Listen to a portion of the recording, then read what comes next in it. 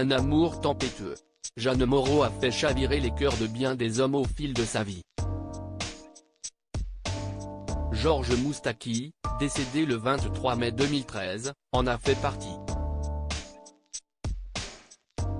En 2011, dans son autobiographie La sagesse du faiseur de chansons, édition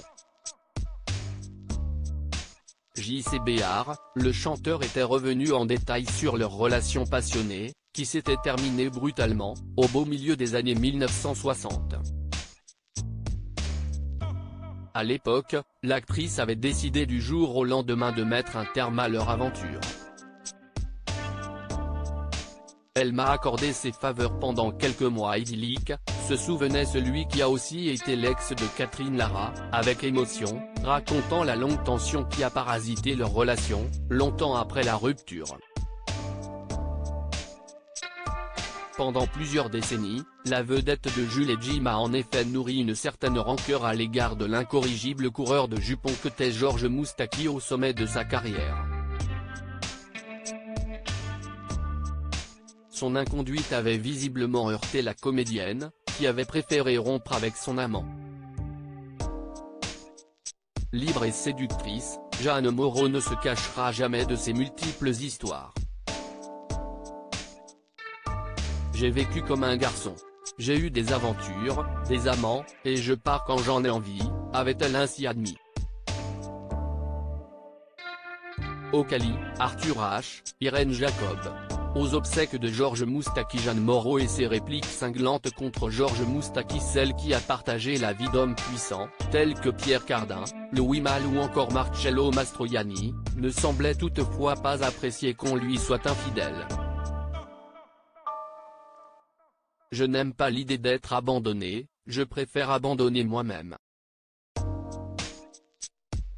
Ça doit venir de l'enfance, reconnaissait-elle à ce propos, dans un documentaire diffusé sur Arte en 2008.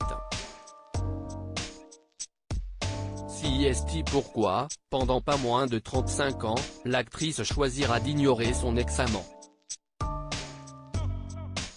Les rares fois où nous nous croisions, même si, par civilité, elle m'accordait 2 mots en guise de salutation, ils étaient aussi chaleureux que des glaçons, s'était remémoré l'interprète du métèque dans son livre.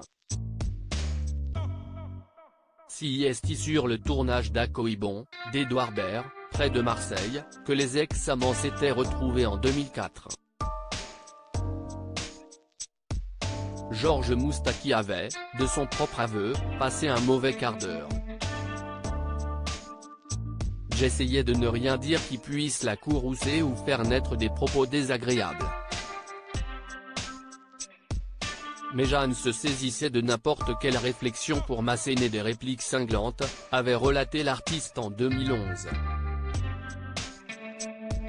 Sur le plateau, le lendemain, il commencera à fredonner les premières paroles de sa chanson Et pourtant dans le monde, futur générique du film, persuadé que l'actrice va le pourrir.